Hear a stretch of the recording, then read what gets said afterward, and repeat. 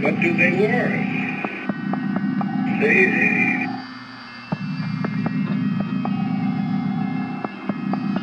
One person looks friendly. He's friendly looking, and he's looking at me, and he's smiling. I think of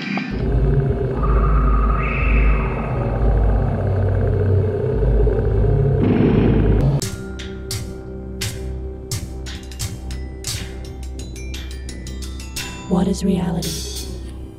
Reality is what we believe to be true about the nature of our surroundings. But how do we come to decide that true nature? Do we conceive it completely on our own? Or do other devices gently sway our thoughts onto a pre-decided path? This is the hard question we must all ask ourselves as free humans on this planet. New skulls for reality.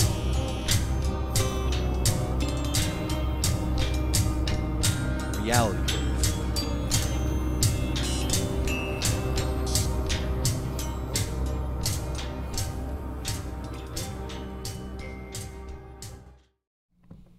Ladies and gentlemen, who poopy doop doop boop boop. Girls and squirrels, hominids and aliens alike. We come to you from the infinite sucking black void of space on a tiny little glob of mud, on a tiny little speck of a rock on that tiny little glob of mud. It's Wednesday night. Time for another reality brief. I'm Don. I'm Dan. And welcome to the hour. So, we had Matt Tracy and Will Glover lined up tonight, but unfortunately that cannot happen tonight. So I think what's going to end up happening is we may try to do a pre-recorded thing and then put that out for you guys like that.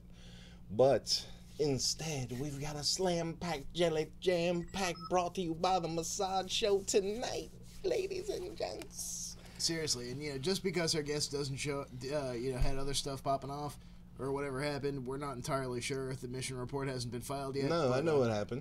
You do? No, everything's all right, man. It's just, it's life, man. It's life.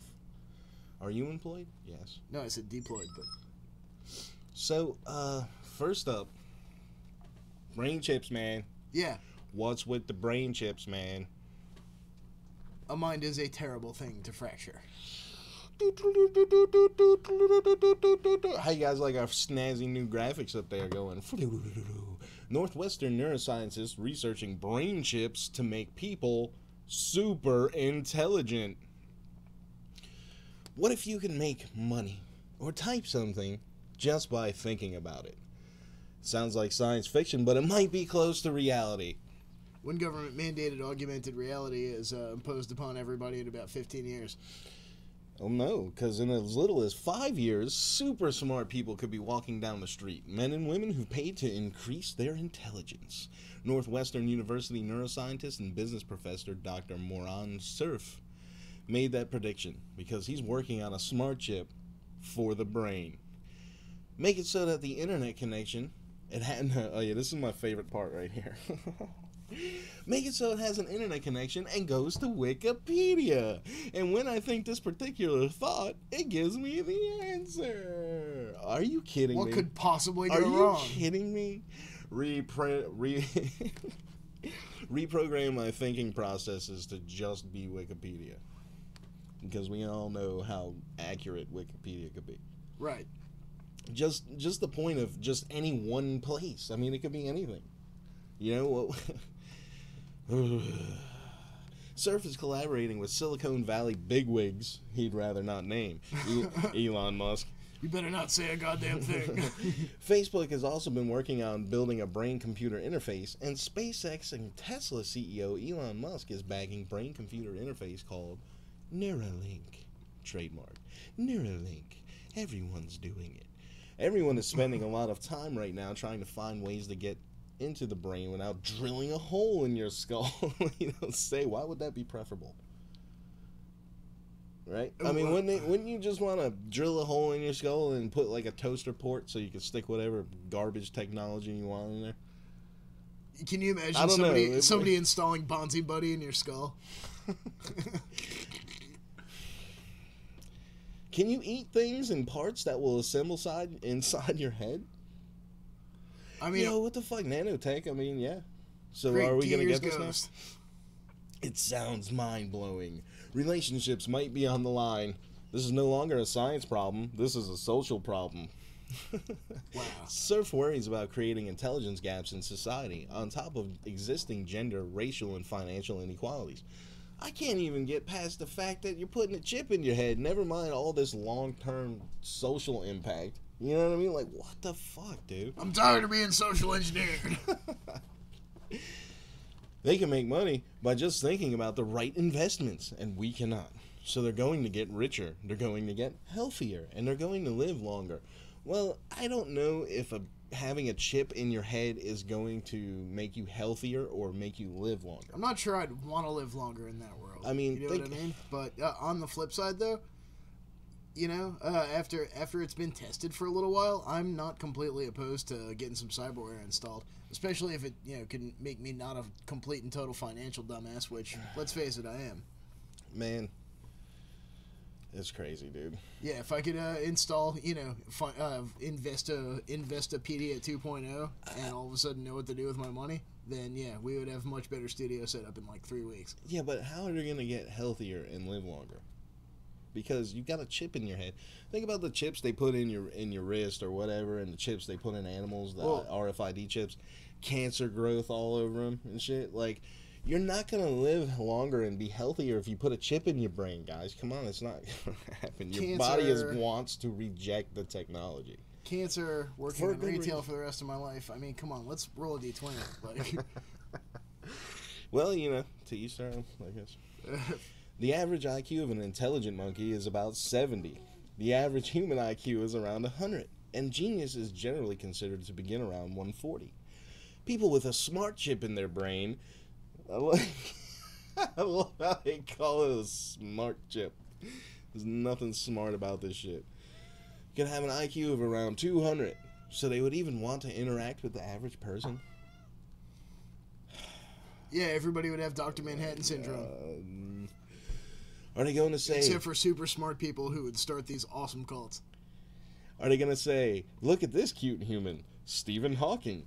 He can do differential equations in his mind like a little baby with 160 IQ points. Isn't it amazing? So cute. Now let's put it back in the cage and give it bananas. Alright, so... Yo, so this is like... this could be aliens too. You know what I mean? This could be an alien's point of view right here, man. Yeah, which, you know... I can't imagine that there wouldn't be off-world visitors that just don't view us as a bunch of, you know, primitive primates. What? We haven't given them much reason to think otherwise. No. Approximately 40,000 people in the United States already have smart chips in their heads. But those brain implants are only approved for medical use for now. Oh, so like regulate, cutting off seizures and stuff? I guess. Yeah, I've actually read some stuff about that, how they've been able to use this kind of cyberware to... There's nothing else to call it. It's cyberware. Like, right. It is what it is. And so they're using this kind of cyberware to prevent people from having seizures or, like, you know, acute thrombosis and stuff like that. But, I mean, if it could be put to nootropic use, hell, you know, we might be able to work something out, like an endorsement deal for a smart chip. Like, you know, get at me. 757-528-8130 if you happen to be... once you have the tech perfected. You know, it's similar. It seems similar to the stories we've heard about black goo, right? The AI nanotech, essentially. Yeah, makes you smarter and makes you a cool dick. Well, basically. You know, if I got a smart chip in your head and you do some shit I don't like, oh, wait, do you feel your heart slowing down? Do you feel it? You know what I mean? They could just... It's like letting somebody put a bomb in your head. Mm. It's like having a cat crawling around in your head. And on that note, reality check. Can cat poop cause mental illness? Oh, man. So it's cat shit crazy. Instead of that shit crazy. It's cat shit crazy. Alert! Cats can literally make you crazy. Wait, Cats don't cause mental illness. The news headlines are alarming as they are contradictory. All refer to Toxoplasma gondii. Is that like the Toxic Avenger Gandhi? That's what Okay, whatever. A brain parasite carried by our feline companions that infects roughly 1 in 3 people. So 1 in 3 people are cat shit crazy, Dan. Yep, it's true. You know, that's why I let my cat go, be free, go out there, poop in the yard. Yeah, go do that. I don't want a box of shit in my house. Scientists have long hypothesized that T. gondii plays a role in mental illness, including schizophrenia. But though more than 100 studies have found a correlation, none has shown that the parasite actually causes mental illness. So what's really going on? Here's what you need to know. Oh, this is what I always wanted to know about cat shit. It makes my night complete. Good God. How do humans get infected? You may ask. Playing with cat poop. T. gondii is not a bacterium or a virus, but a single-celled microscopic organism distantly related to the parasite that causes malaria. So it's a protist or a monorin. Cats get T. gondii and the disease it causes toxoplasmosis by eating infected rodents, birds, and other animals. Right on. So my cat's an indoor kitty. Where did they get it from? From eating other animals? So where does it come from eventually? Birds get it from probably eating bugs and stuff. What came first, the crazy or the cat shit? Estimates suggest about 40% of cats in the United States are infected. Most don't show any symptom, but they can develop jaundice or blindness and experience personality changes if the parasite spreads to the liver or nervous system. In the first few weeks after infection, a cat can shed millions of hardy egg pods called oocysts in the litter box each day. Although some people get toxoplasmosis from direct contact with domestic cat and cat feces, many more are infected when oocysts shed by cats make it into the soil and water where they can survive for a year or longer. So you should dispose of your cat shit in fire. Only about 11% of people are infected with T. gondii. The rates are much higher in regions where people eat more raw meat or sanitation is poor. For example, infection rates exceed 90% in some parts of Europe and South Africa and Newport News. In healthy people, toxoplasmosis often causes flu-like illnesses or no symptoms at all. But it can occasionally be dangerous, even fatal, in those with weakened immune systems. Antibiotics can treat the infection, though drugs may not completely banish the parasite. So these aren't like the good worms that teach you how to play Hollow. And it goes on and on. We'll post it. We'll go. Yeah, all right. That one comes from Penny. Thanks, Penny. Appreciate that. Yeah, good stuff. So speaking of shit, yeah, if we're gonna get scatological, we should at least stick to scatological things for a little bit. Let's just run all that out now. Let's get it all out early on. I wish you would put this shit together instead of breaking it. If you're gonna do poop posts all at the same time, make a poop post category. We have not yet achieved peak shit posting. Shitcast. It's the new thing, man. We're shitcasters. No thanks. Jeez. We're going to throw a poo bomb with those updates. This is from the mindunleashed.com. Oh my god, dude. That is so fucking gross, man. Yellow vests hitting police with poo bombs in the newest wave of protests. So I'm assuming this is in France, right? Yeah. Let's check it out. Go ahead, Dan. So, according to French police, the yellow vest protesters are now using an ancient form of biological warfare in the newest wave of protests. This weekend, authorities report that yellow vest protesters hurled bags of fecal matter at the police. Now, this is after one of those farmers took a manure sprayer and drove by the central government office of something or other. I guess of the government office of Bureau of Running Away or whatever. And drove past and fucking sprayed it with shit. Man, the laser-powered shit sprayer. This is a fucking a marvelous feat of engineering here. So, how did they get the shit into the balloons?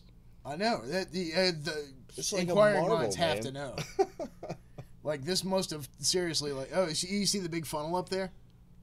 Oh man! There you go. They use a funnel and then they pack pressurize it. Yeah, it's pressurized shit in a balloon. Oh my god! So these rudimentary poop-filled mini bombs were made using thin bags and balloons with the intent that they would easily burst upon impact.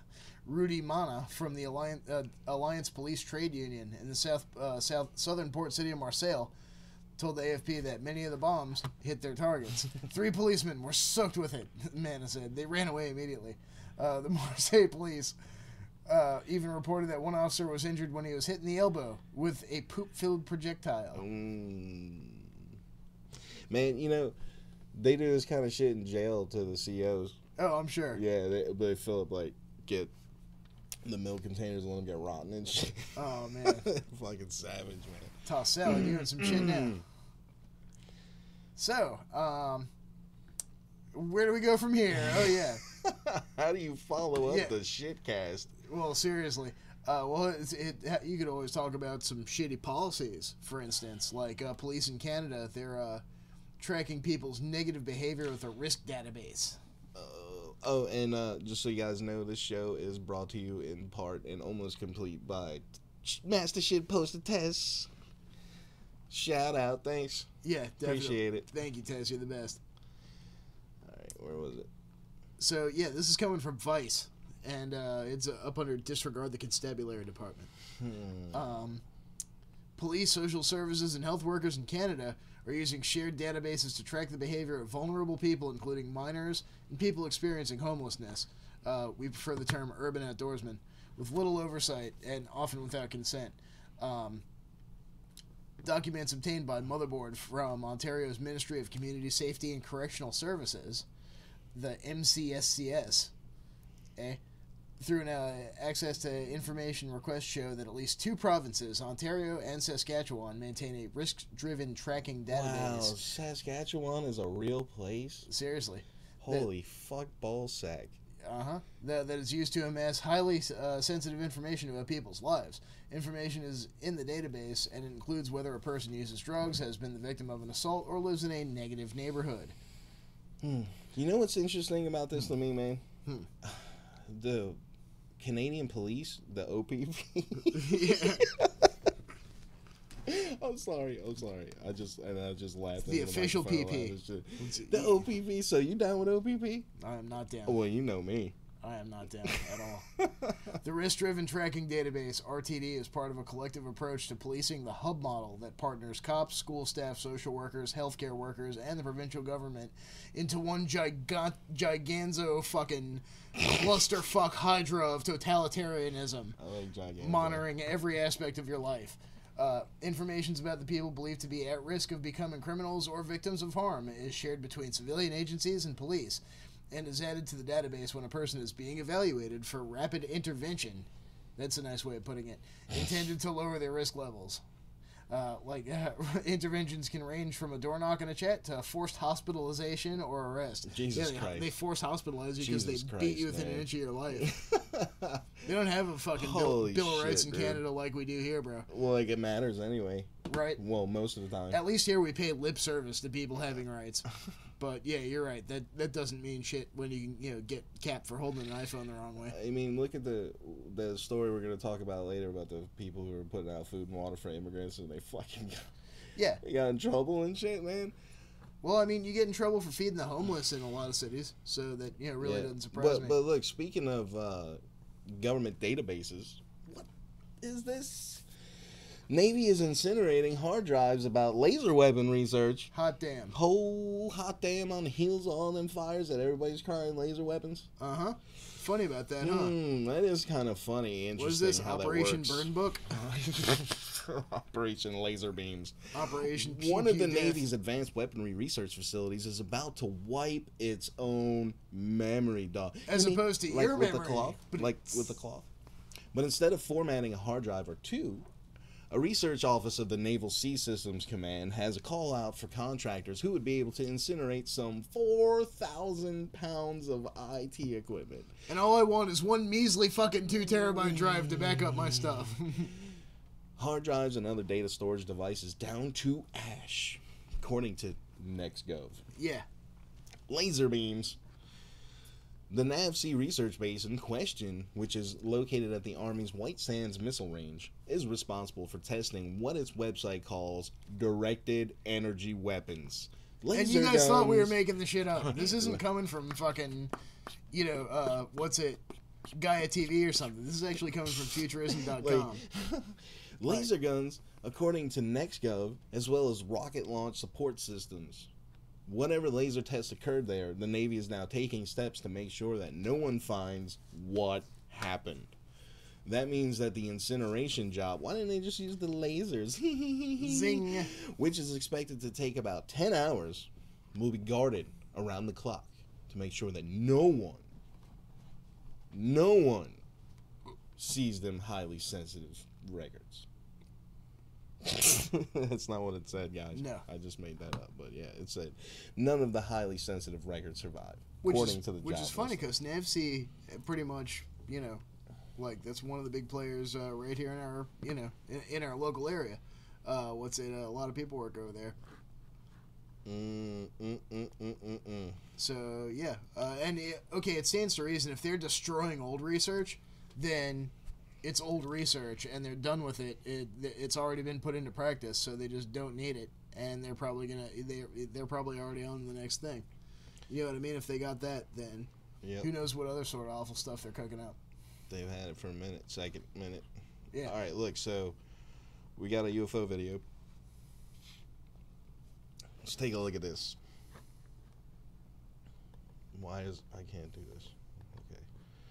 Much better. Get in there. Oh, this is garbage. Oh, no.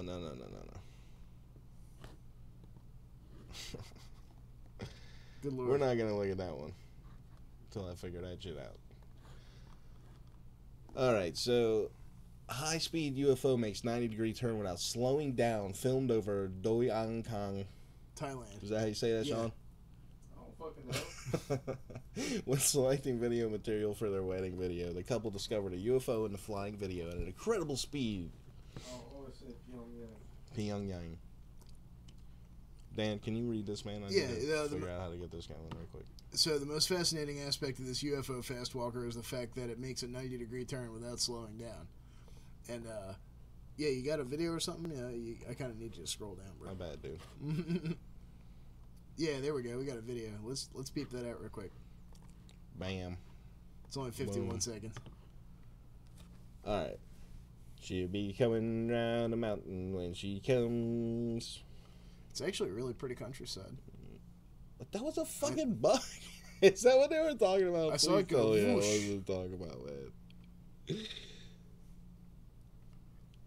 Could have been a bug. It could have been a bird. It's what there for like, what, 2.5 frames? Is that what they were talking about? I mean, because Yep. it might not be. You sure? I guess, man. Let's keep watching just to make sure. Maybe they got like a slow mode on it. Yeah, you can slow down YouTube, so we'll do that too.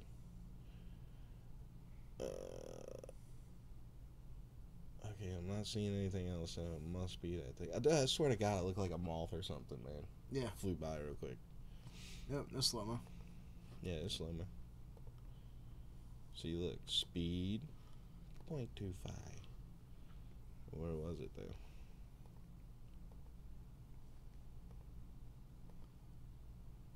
If you skip around like that, you're gonna miss it. Cause just put it back to like 5 seconds.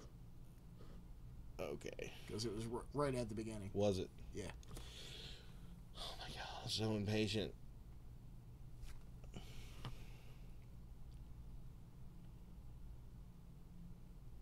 Come on, UFO. Although, it's gotta be a So, badass drone, man. Who's ringing? I couldn't tell you. There's somebody saying we have technical difficulties. There it There goes. It does make, yeah, it does really make like a fast ass 90-degree turn. Yeah, but if it's real close and small, That's it's not not really as that fast. Yeah.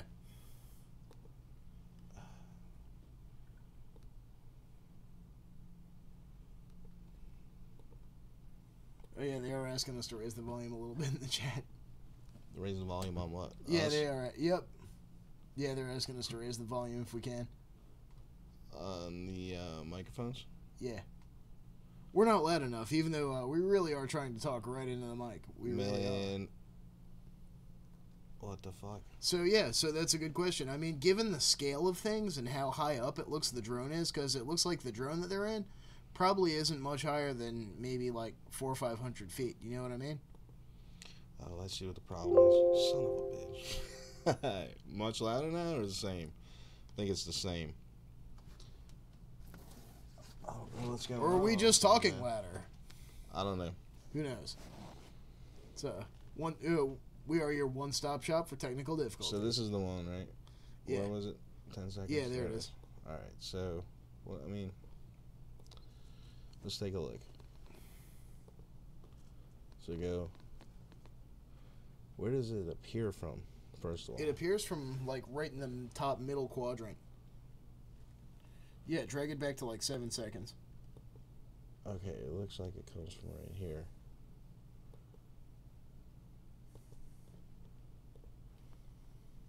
Watch.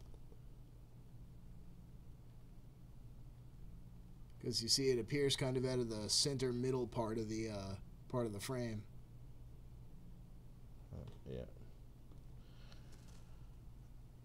I don't know. Oh, Man. it looks like a hummingbird to me. Yeah, I think honestly. it could be. I think it could be a bug or a bird, possibly, man. I'm not gonna rule out spaceship or whatever, but definitely, possibly. My gut tells me maybe. So, let's see. What's up next? Now that we have our... You tell me. Well, okay, speaking of things going pew pew pew, it's not a Navy laser system, but this is actually, I thought it was kind of interesting. Cosmic rays are increasing for the 4th year in a row. Say what? This is coming from the Global Warming Policy Forum. Oh, man. But, this isn't necessarily speaking about global warming so much as it is cosmic rays coming from space. This finding comes from a campaign of almost weekly high-altitude balloon launches conducted by students of Earth-to-Sky Calculus. Since March 2015, there's been a approximately 13% increase in X-rays and gamma rays over Central California, where students have launched hundreds of balloons, much to the chagrin of hundreds of sea turtles. I'm sorry, Dan. I gotta interrupt for a second. What's up? This dude just won the internet. He said Big Maple is watching. I'm sorry, man. That was the best. I missed it. Does that mean that we have fans in Canada? Awesome. Big Maple is no. Oh, we're talking. You remember the article we're reading? Oh yeah. Nah. Anyway, sorry. Continue on about we're all melting. All right, yeah. So, what's it? There's been an approximately 13% increase in X-rays and gamma rays over Central California. So the gray points in the graph are Earth-to-sky balloon data. Overlaid on that time series is a record of neutron monitor data from the Sodankyla Geophysical Observatory in Oulu, Finland. The correlation between the two data sets is impressive, especially considering their wide geographic separation and differing methodologies. Neutron monitors have long been considered a gold standard for monitoring cosmic ray activity on Earth. So this shows that our student-built balloons are gathering data of similar quality. So why are these increasing? Read out that screen. Yeah, short answer is the solar minimum. Right now, the 11-year solar cycle is plunging into one of the deepest minima of the space age. The sun's weakening magnetic field and flagging solar wind are not protecting us, as usual, from deep space radiation. So, Earth-to-sky balloon launches in multiple countries and U.S. states show that this is a widespread phenomenon. And we got a big, pretty graph right here, and it shows, so this is the solar cycle sunspot number progression. And it shows from, January of 2000 to January of 2019, the amount of sunspots that they've been at. So, this is a solar minimum. This is very few sunspots. So that could be, signal something big like a solar flare maybe, because, when the solar maximums hit, isn't that when there's lots of, it's like a buildup. It's like almost like a volcano laying dormant for a while between eruptions. Except it's the star in the center of the solar system, so that's fun. Man, this is pretty interesting. So, More evidence of sound waves carrying mass.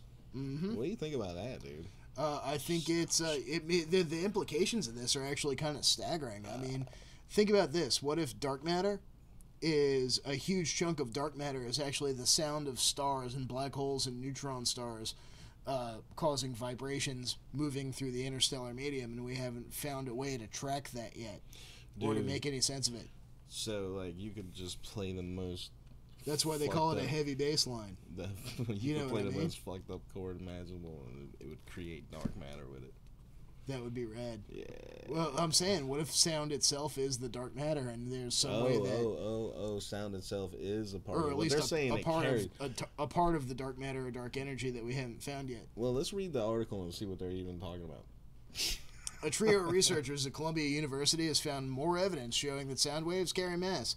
In their this paper published in the Journal of Physical Review Letters, Angelo Esposito, Raphael Krashevsky, and Alberto Nicolas describe using effective field theory techniques to confirm the results found last year by a team attempting to measure mass carried by sound waves. For many years, physicists have felt confident that sound waves carry energy. There was no evidence to suggest that they also carry mass. There seemed to be no reason to believe that they would generate a gravitational field, but that changed last year. Nicholas and another physicist, Ricardo Penco, found evidence that suggested conventional thinking was wrong. They'd used quantum field theory to show that sound waves moving through a superfluid helium carried a small amount of mass with them. More specifically, they found that phonons interacted with a gravitational field in a way that forced them to carry mass along as they moved through the material. So, in a new effort, the researchers report evidence that suggests that the same holds true through other materials too. And let's see. Using effective field theory, they showed a single watt sound wave that moved for 1 second in water would carry with it a mass of approximately 1/10 of a milligram. They further note that the mass was found to be a fraction of the total mass of a system that moved with the wave, as it was displaced from one site to another. So, that it makes you think of, they say that guy built Coral Castle with sound. Mm-hmm. So, you know what I mean? Like, there's got to be some kind of sonic technology that we haven't discovered yet. But, yeah, I mean, the implications I doubt of this... that we haven't discovered it yet, but still, we're not... You and I haven't discovered it yet, hey, like that. Importantly, the researchers did not actually measure mass being carried by a sound wave. They used math to prove that it happens.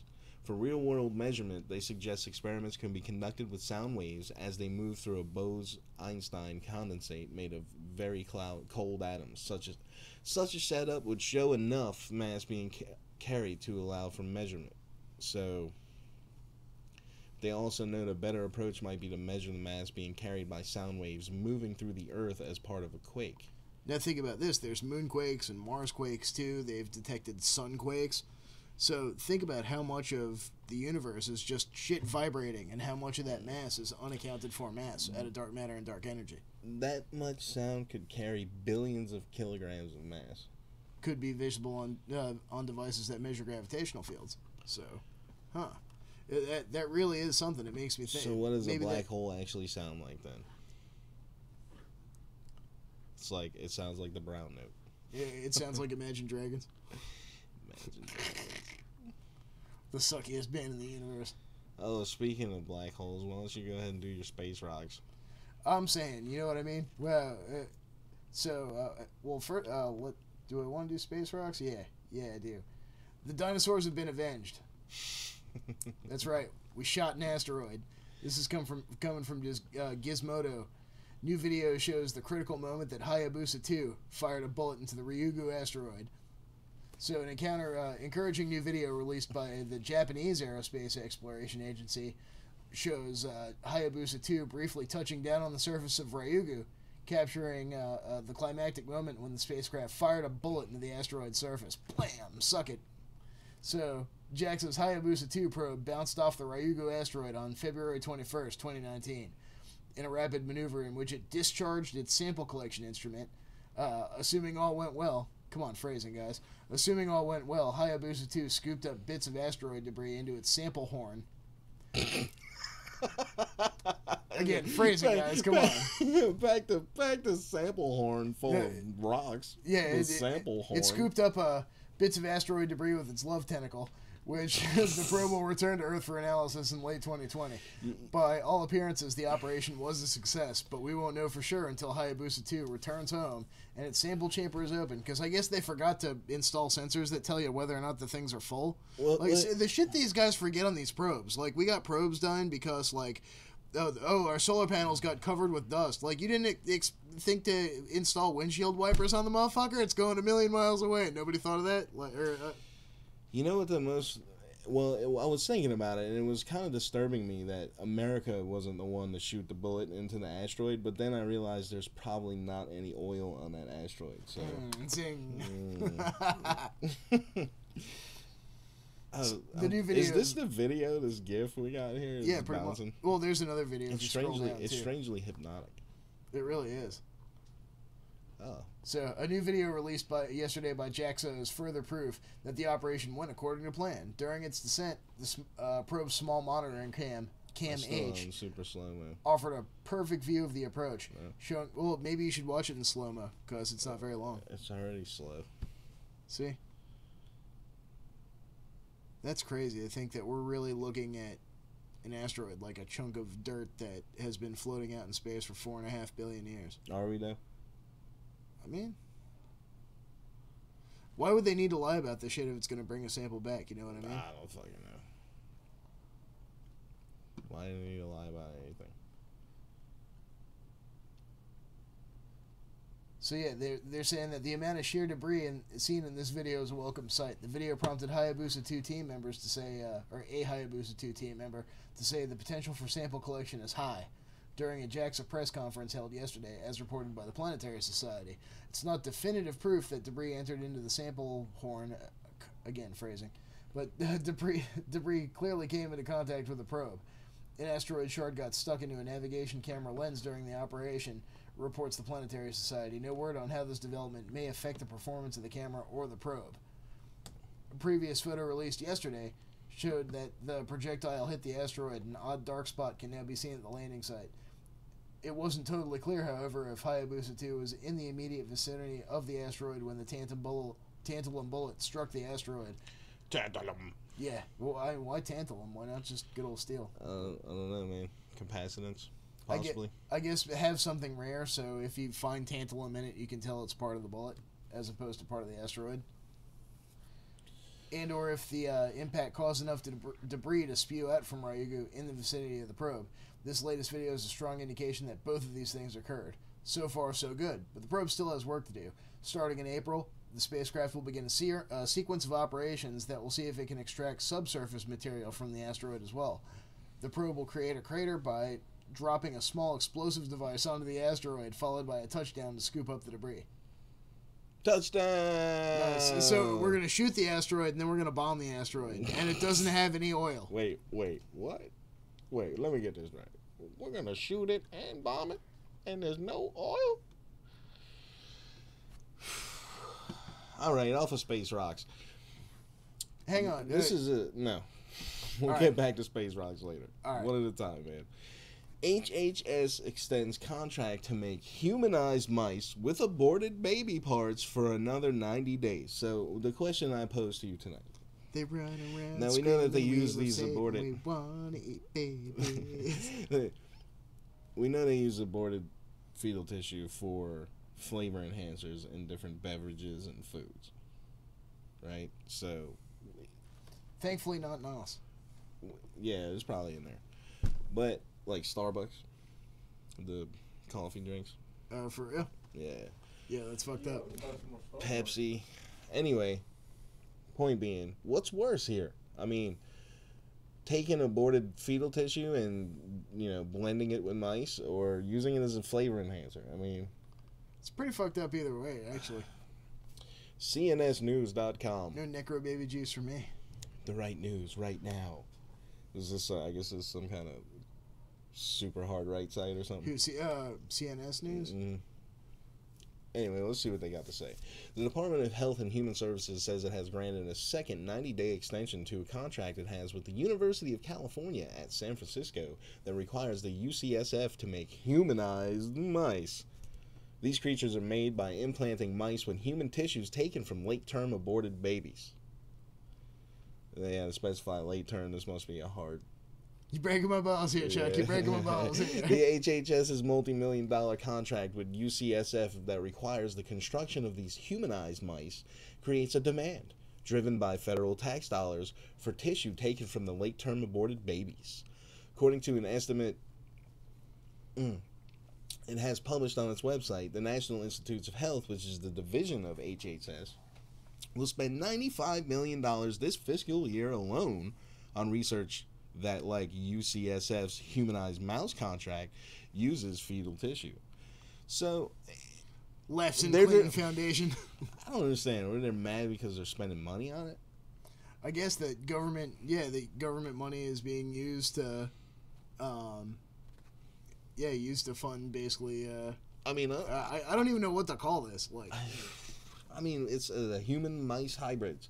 Like, don't do that. You know what I mean? It shouldn't even get to the money part. You know what I mean? They're just mad about the money. Like, oh.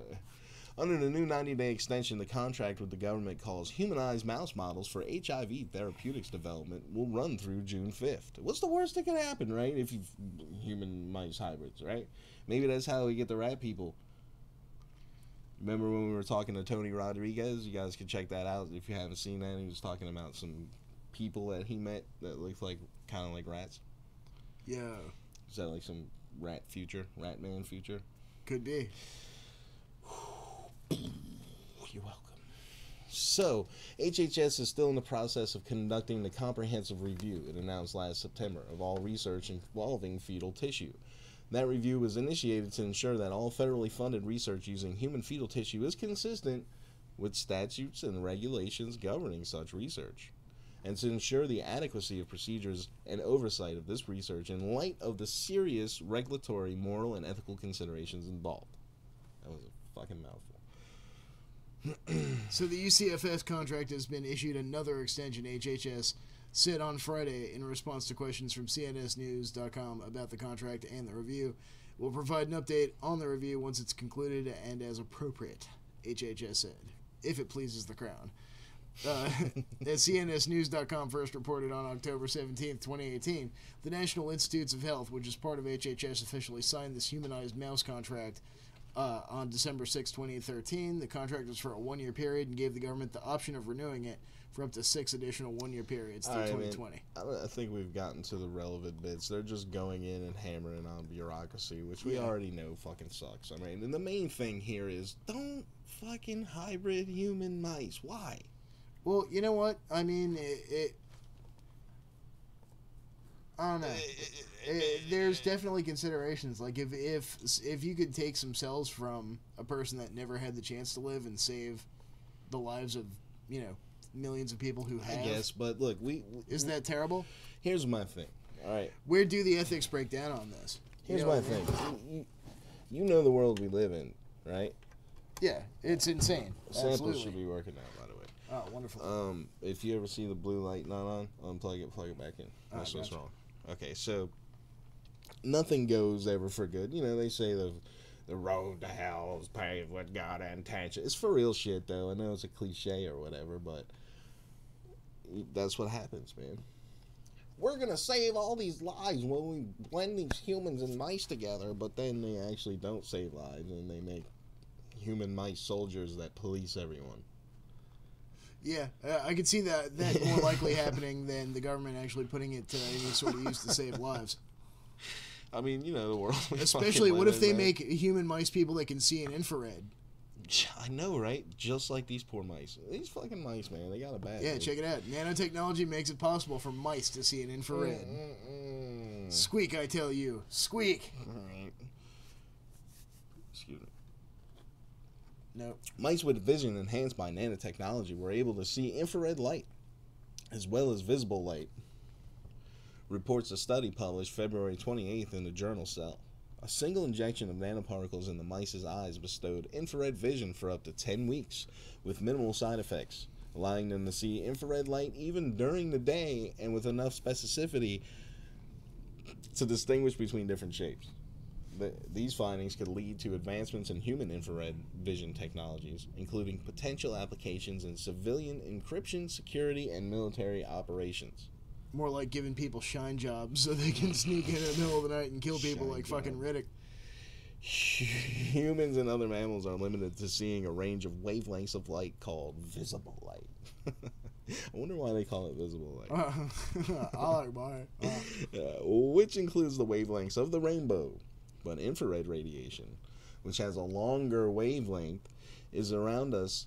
People, animals, and objects emit infrared light as they give off heat, and objects that can also reflect infrared light.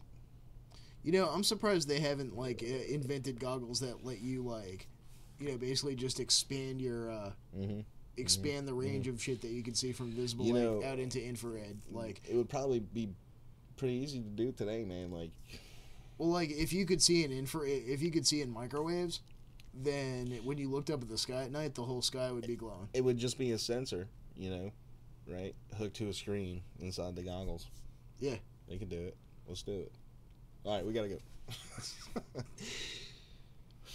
So yeah, the visible light spectrum that can be perceived by humans' natural vision occupies just a very small fraction of the electromagnetic spectrum, says senior author Tian Zui of the University of Science and Technology of China. Electromagnetic waves, longer or shorter than visible light, carry lots of information. A multidisciplinary group of scientists, led by Zhui and Jin Bao at the University of Science and Technology of China, as well as Gang Han at the University of Massachusetts Medical School, developed nanotechnology to work with the eye's existing structures. Wow, so this really is a shine job. When light enters the eye and hits the retina, the rods, cones, or photoreceptor cells absorb the photons with visible light wavelengths and send corresponding electrical signals to the brain, says Han. Because infrared wavelengths are too long to be absorbed by photoreceptors, we're not able to perceive them. So, continue. Carry on. I'm riveted. I need you to scroll down. Here, you take this one. Give me this one. All right, sounds like a plan. We'll trade. All right, that works. So in this study, the scientists made nanoparticles that can anchor tightly to photoreceptor cells and act as tiny infrared light transducers. So when infrared light hits the retinas, the nanoparticles can capture these longer wavelengths and then emit shorter wavelengths that are within the light range. The nearby rod or cone then absorbs the shorter wavelengths and then sends a normal signal to the brain as if visible light had hit the retina. In our experiment, nanoparticles absorbed infrared light around 980 nanometers in wavelength and converted it into light peaked at 535 nanometers, which makes infrared light appear as green, says Bao. So, you know, it'd be like looking through, you know, like night vision, but just with your eyes. And the researchers tested the nanoparticles in mice, which, like humans, cannot see infrared naturally. Mice that received the injections showed unconscious physical signs that they were detecting infrared light, such as their pupils constricting, while mice... There you go. While mice injected with the only buffer solution didn't respond to infrared light. To test whether or not the mice could make sense of infrared, the researchers set up a series of maze tasks to show that the mice could see infrared in daylight conditions simultaneously with visible light. So here's this image, and it shows the nanoparticles in green binding to the rods and cones in the mice's retinas. Yeah. That's what you were looking for all night, wasn't exactly. it? So, in rare cases, these side effects from the injections, such as cloudy corneas, occurred, but disappeared within less than a week. This may have been caused by the injection process alone, because mice that only received injections of the buffer solution had a similar rate of these side effects. So they found no actual damage to the retina structures. So that's actually kind of cool. Yeah, give me that back. Yep. So we're gonna have to hit a break here, man, because I need to use the facility something fierce. Yeah, Samples is back. That's right, we got that shit. What is that? The squirrel. The squirrel. All right, we're gonna take a break a couple minutes. Yeah, early we're gonna squirrel. We're gonna squirrel out real quick. I am squirrely in my pants right now, so bad. Cloudy corneas. All right, so how do I do this? Hey, Wishman, hurry up, man. Take us to the break. You wish Wishman was here. Wishman, what are you doing? Wishman.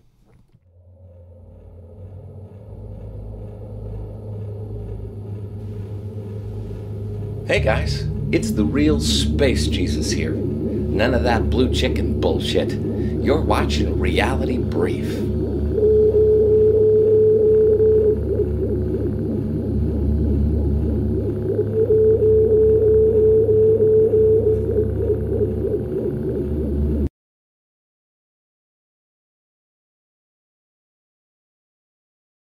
I'm not in a fucking cult. I'm not in a fucking cult. I'm not in a fucking cult. I'm not in a fucking cult. I'm not in a fucking cult. I'm not in a fucking cult. I'm not in a fucking cult. I'm not in a fucking cult. I'm not in a fucking cult.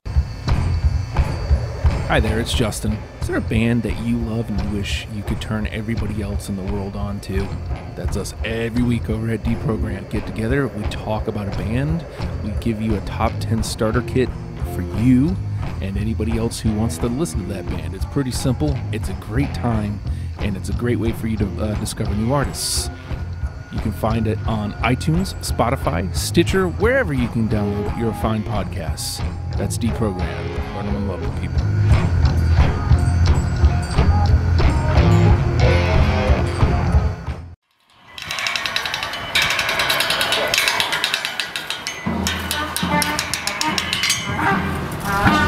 After the break, how to survive an encounter with a telepathic spider. And is your neighbor involved in black operative mind crime? Ways to find out. Find out on Reality Brief. Can you hear us now? Can you hear us now? Can you hear me now?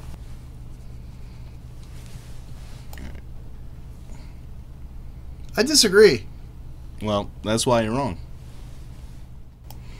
So wait, we just accidentally streamed that? Mm-hmm. So the entire world saw that? Mm-hmm. Can you hear me now? Hello? What? Transporter room. I need you to need a site-to-site transport directly onto the toilet. We've only got 10 minutes for this break.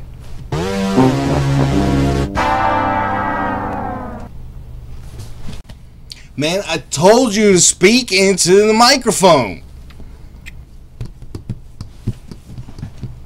Blue chickens. Look, they're gonna be moving into your neighborhood. They're gonna be passing your laws. They're gonna be teaching your kids. You know.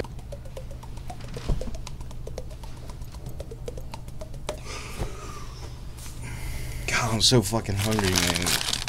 I haven't eaten dinner yet. My ass. God. Hello? I don't know if it's working, Dan. It probably isn't. Shit, man.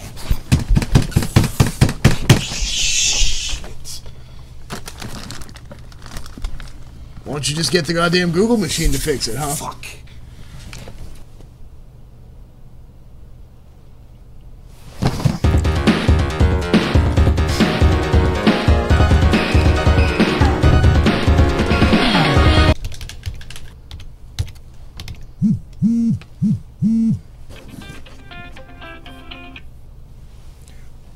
Hello? Whoa. What do you mean it's on fire? What?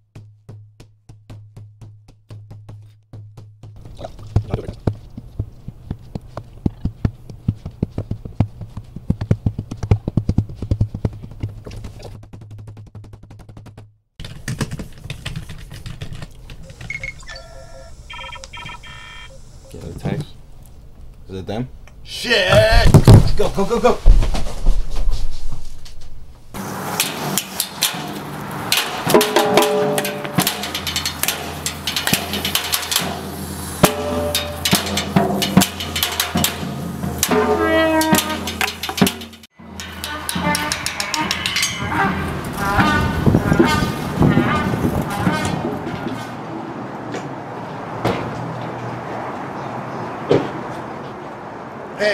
Hey, buddy. Want to buy some memes? This one's banned in the EU. Only $10 for the dank ones.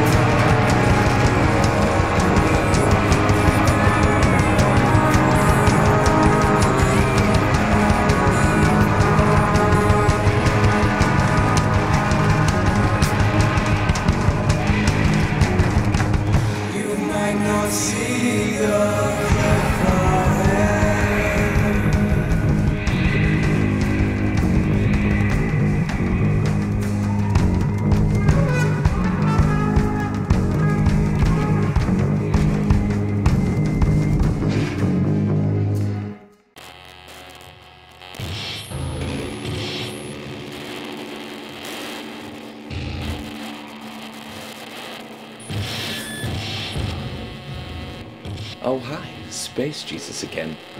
If you're looking for a little redemption, hop on over to patreon.com/realitybrief or redbubble.com/people/realitybrief and think about giving a little something to that cause. Why donate to the pot in church when you can donate to some pot instead?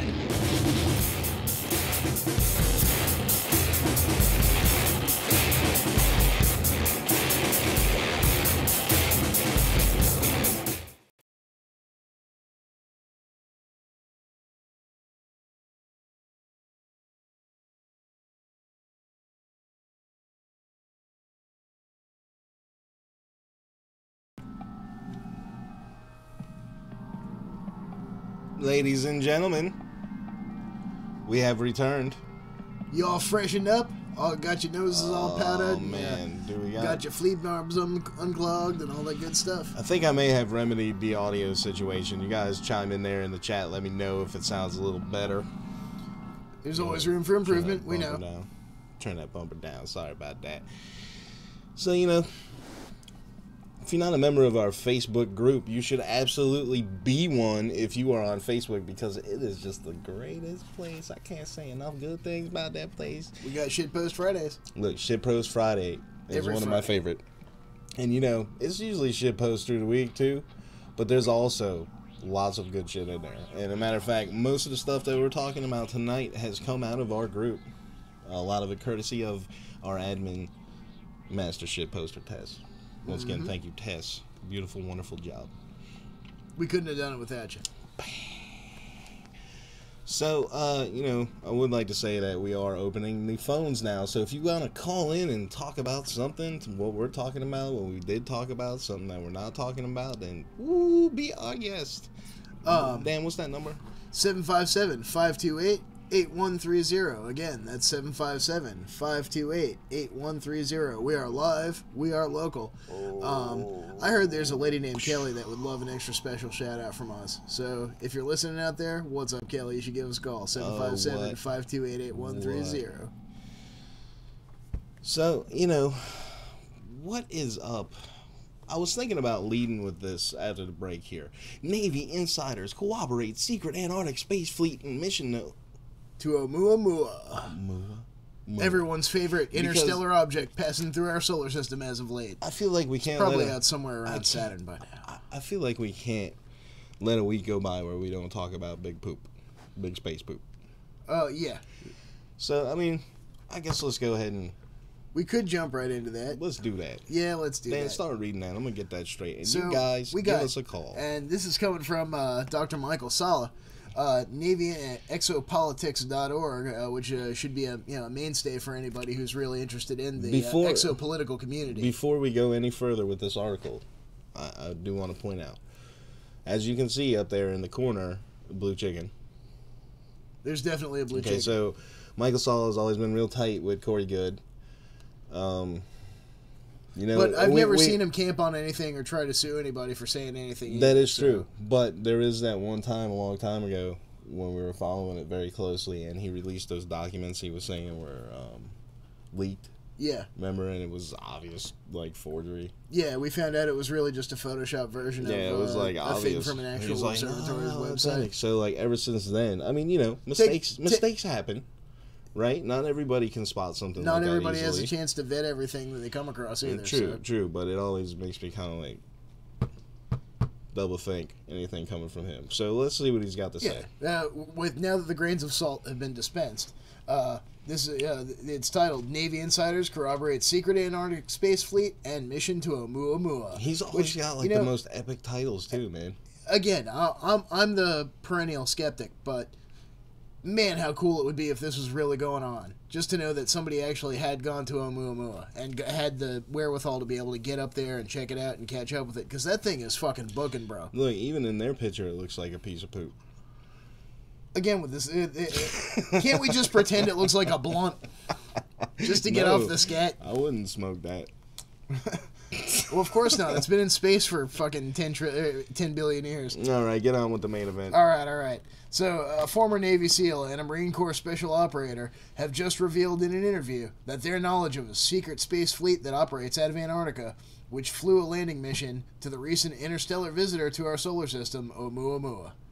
They were interviewed by a veteran UFO researcher, Linda Moulton Howe, who, you know what, I think she's pretty credible. I do, too. I think very highly of you, Miss Howe, if you're listening. Yeah. Even if you're not, you know what? I realize she's got bigger shit on her plate, but special shout out to Linda Moulton Howe, because you've kept us intrigued about so many things for all these years. Who released their startling testimonies on her YouTube channel live streaming on February 20th. Howe had previously released part 1 of her interview where Spartan 1, a former Navy SEAL, described entering an octagon-shaped structure covering approximately 62 acres near the Beardsmore Glacier in Antarctica. And if we can find it, I guess you could try to find it on Google Earth, but I'm sure it's scrubbed. His account of what he witnessed on his mission there is described in my earlier article. Spartan 1 had also shared his knowledge of the existence of a coalition of major nations that are signatories to the Antarctic Treaty, who operate a secret space program out of Antarctica. The coalition I talk about, it's Great Britain, the US, France, Germany, Canada, and Russia. There's been a space fleet in existence for the last 25 years. So, you know what? That corroborates what I've been saying about all this Trump Space Force stuff, just trying to take the stuff that they've already got up there that's already secret and just kind of drip-drab it into the mainstream. And the more they tell people about, the more has been disclosed as part of a new Space Force effort is really just coming off the stuff that they've been sitting on for a long, long time. So, in response to Howe's question about who is paying for and operating the space fleet, Spartan 1 asserted all these coalition countries, which, you know what? That's what got us on this tip in the first place, was finding out that there are these major budget holes in the actual budgets of pretty much every first and second world nation on the planet. All this money is going somewhere. And, if you watched Stargate SG-1, you saw, granted, it's science fiction, but again, soft disclosure, all them big-ass spaceships probably cost a lot of money. So, Spartan 1 went on to describe the different extraterrestrial races that collaborate with this space coalition, and how Antarctica is the hub of operations. Spartan 1, I've only been told of at least 7 different species of aliens that the coalition has been in contact with. How have they been described? Anywhere from warlike to very peaceful. Do you have the impression that Antarctica is the central crossing hub for these 7 species? Yes, I believe it is. So, next Howe introduced the second whistleblower, Spartan 2, who's also a special operator, but whose service branch was instead the U.S. Marine Corps. Spartan 2 first contacted Howe on March 22nd of 2017 by email, and wrote that Antarctica contains wonders beyond what most can comprehend. It has ties to space and technology beyond belief.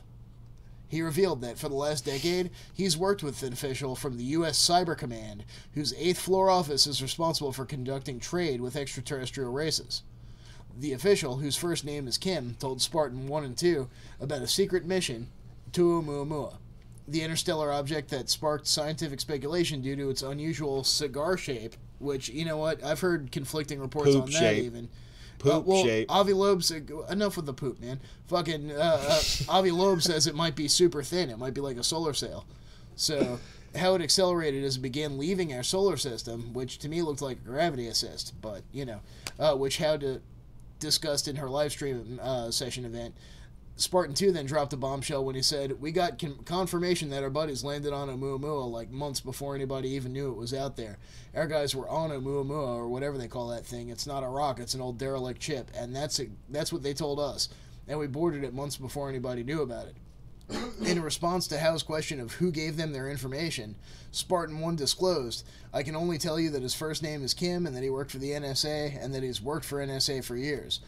Then just recently, in the last year, he's been put in charge of a certain department in Cyber Command. That's all I know. It's on the 8th floor of the NSA building. Spartan 1 confirmed that the 8th floor of Cyber Command is like a communications department in charge of interstellar trade with extraterrestrials. Again, if only. the revelations by Spartan 1 and 2 about the secret space mission to Oumuamua before its official discovery on October 19th of 2017 corroborates an earlier account of this mission by Secret Space Program insider Corey Goode. Corey Goode says that, okay, so here we go into all this. Goode asserted that during the briefing he viewed a video of the Oumuamua mission, that it was led by the U.S. Air Force by a senior official he dubbed Sigmund. So there's more of Goode's account, which I'm probably not going to really. If you want to read it, we'll post it. You can check it out. But poop stick.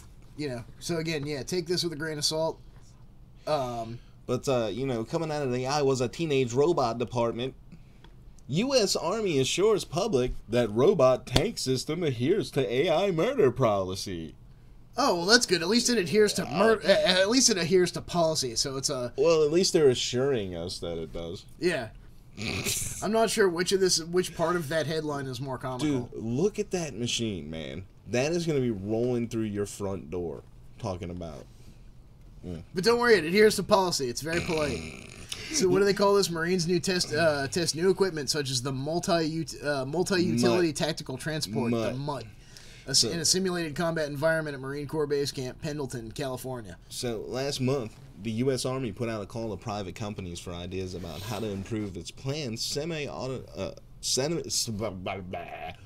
I'm having a rough time Christ tonight, almighty, man. I'm having a rough fucking time tonight. Semi-autonomous, AI-driven targeting systems for tanks. In its request, the Army asked for help enabling the advanced targeting and lethality automated system, Atlas, to acquire, identify, and engage targets at least 3 times faster than the current manual process. But that language apparently scared some people who are worried about the rise of AI-powered killing machines. Me. And with good reason. In response, the U.S. Army added a disclaimer to the call for white papers in a move first spotted by news website Defense One. Without modifying any of the original wording, the Army simply added a note that explains Defense Department policy hasn't changed. Fully autonomous American killing machines still... What a phrase, man. Fully autonomous American killing machines. It's like... Well, at least they're American killing machines. Dude, I'm writing a song. Still aren't allowed to go around murdering people willy-nilly. There are rules. Or policies, at least. And their robots will follow those policies. Yes, whether you like it or not.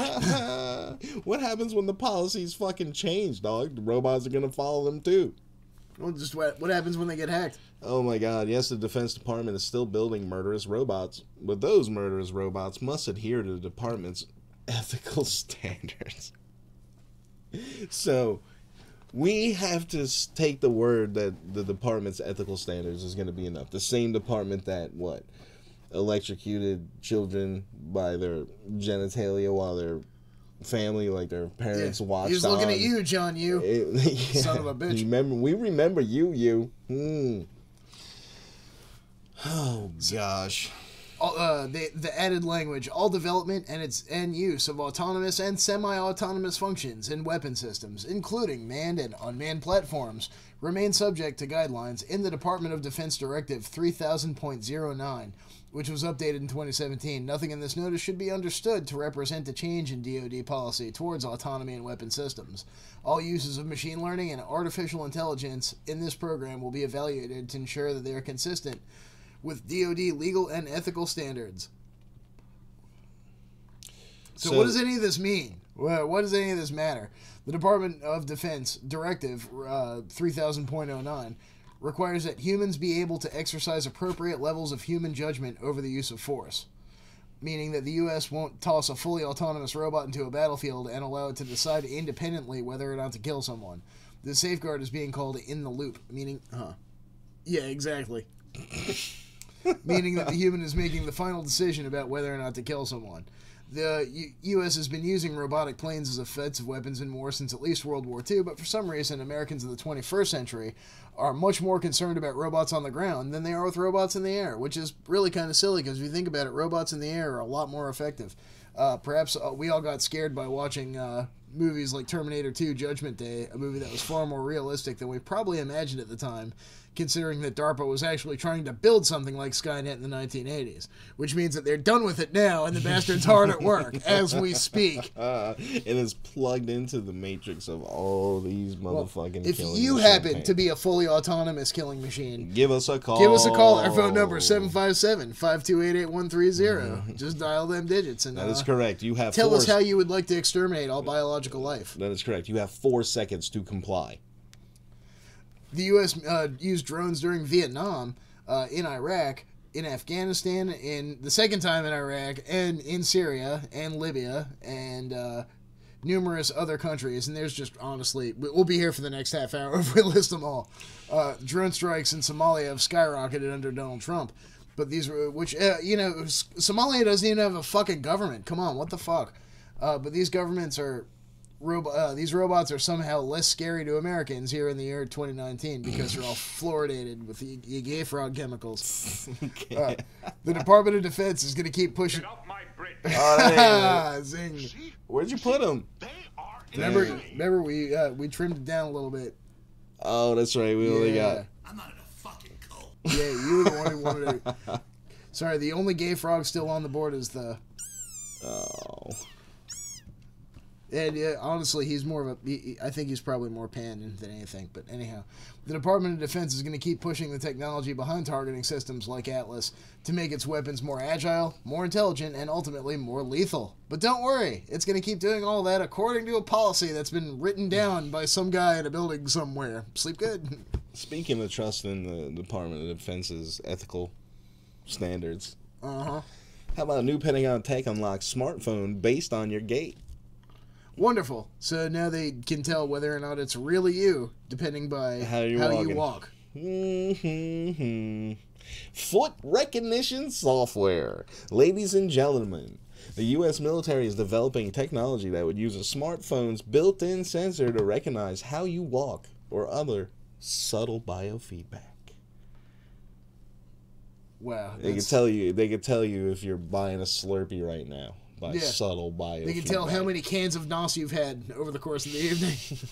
In about 2 months, the Department of Defense will finish testing a system that will sign people into their smartphones if the phone recognizes them based on their gait, typing patterns, grip, or other physical characteristics that the phone's hardware can pick up. If all goes well, the technology could roll out to most U.S. phones within the next 2 years. Wonderful.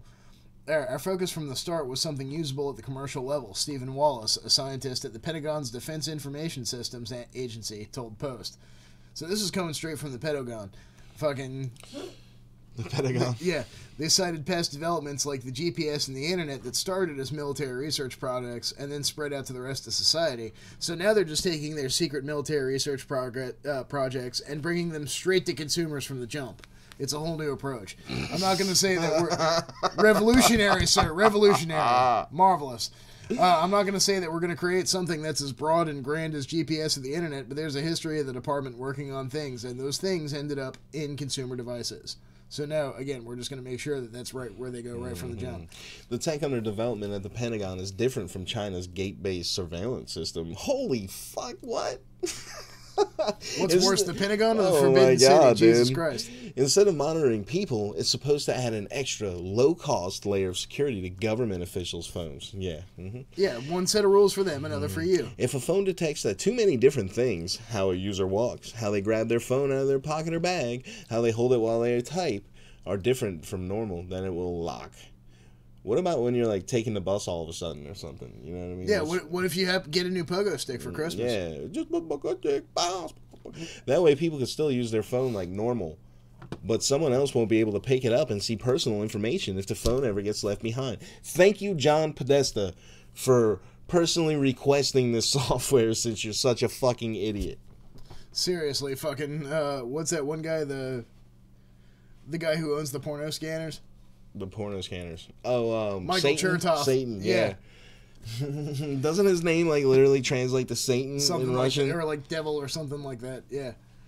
But you know, it's one thing when the government does it. Why didn't you pick that one instead of the other one? Oh, yeah, I didn't see it. Oh, Israeli moonlander hits serious glitch in orbit. This is coming from the Jews in Space Department. Let's do this one first because the Israeli moonlander... Well, at least they got one nice picture, right? They snap epic space self... Dude, I hope I got it. Let me look. Okay, yeah, they snap... Let's full screen that real quick. Full screen what? That picture. This one? Alright, that's the best you're going to get. Yeah, here we go. That's the best you're going to get. Small country, big dreams. Space 2. Yeah. Israel's first lunar lander has notched another important milestone. Its first in-space selfie. This photo shows the robotic lander known as Bereshit, looking back at the Earth from a distance of about 23,000 miles, 37,600 kilometers. In the photo of Earth, taken during a slow spin in the spacecraft, Australia is clearly visible. Mission team members wrote in an image description today, March 5th. Also seen as the plaque installed on the spacecraft with the Israeli flag and the inscriptions Am Yisrael Chai and Small Country, Big Dreams. The Hebrew phrase Am Yisrael Chai translates as the nation of Israel lives or the people of Israel live. Bereshit also snapped another selfie at about the same time. This other photo shows a tiny sliver of Earth peeking above the spacecraft's body.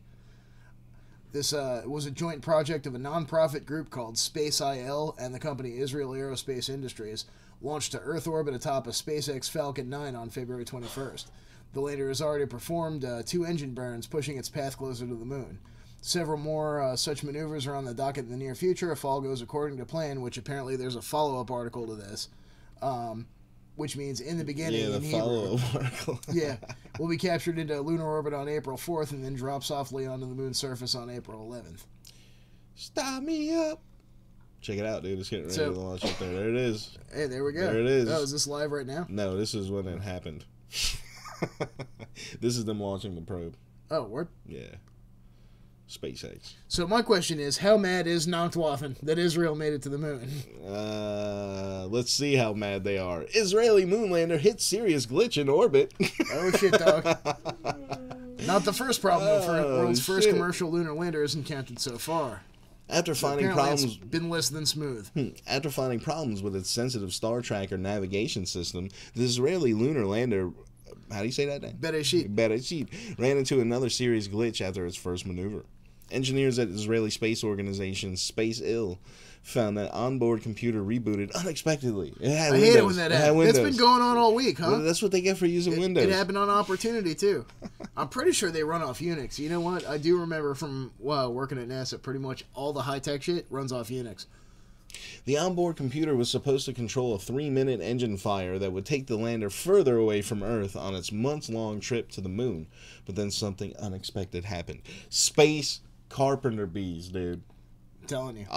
I'm dead serious about this, and I'm gonna keep talking about it, man. I'm gonna be the mouthpiece against space. I mean, it could be pissed off space Nazis. You can't prove that it's not. At this stage, the spacecraft's computer conducted an independent reset, so the maneuver was canceled. So it'll fly in a massive elliptical spiral around the Earth, slowly casing into the moon's gravitational pull. Landing on the moon is scheduled for early April.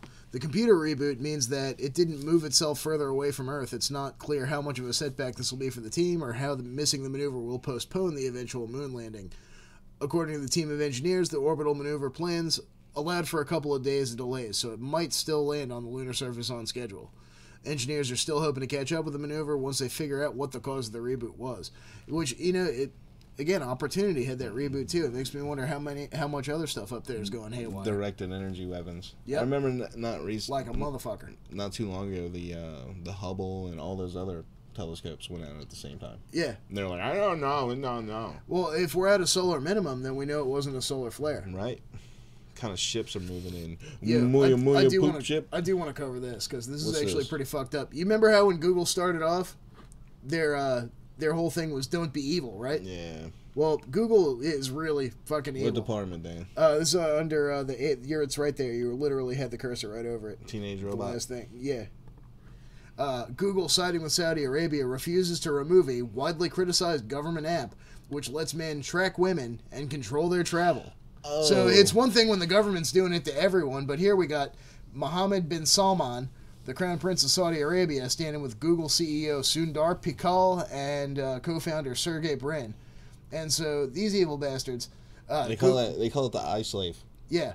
The Google has rejected calls to remove a Saudi government app which offers a tool for men to control where women travel. See, here in America, we argue about how many genders there are. In Saudi Arabia, there's only one gender, and that's men, because women are objects. The company told the office of Democratic Representative Jackie Spear, who'd called for its removal, the app does not violate its terms of service. Insider reported extensively how the app, called Abshare, lets men direct where women can travel and offers alerts when they use a passport to leave Saudi Arabia. Jesus Christ. U.S. Representatives Spear, Ilhan Omar, and Rashida Tlaib, and 11 others demanded on February 21st that Apple and Google remove the app. Google and Apple CEO Tim Cook both promised to investigate the app. Apple has yet to announce their ruling. Spear told Insider the responses received so far from Google and Apple are deeply unsatisfactory.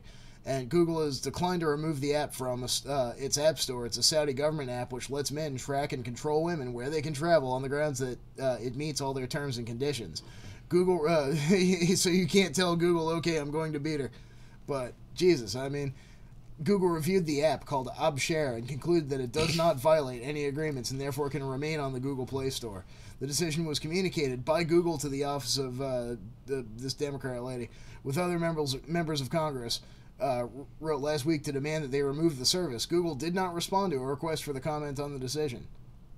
So, Jesus, this is you want to talk about fucking technocracy right here. They say that the Democrats are actually right for a change. I hate to say it, but they are. They say that Google and Apple are accomplices in the oppression of Saudi Arabian women for hosting the app.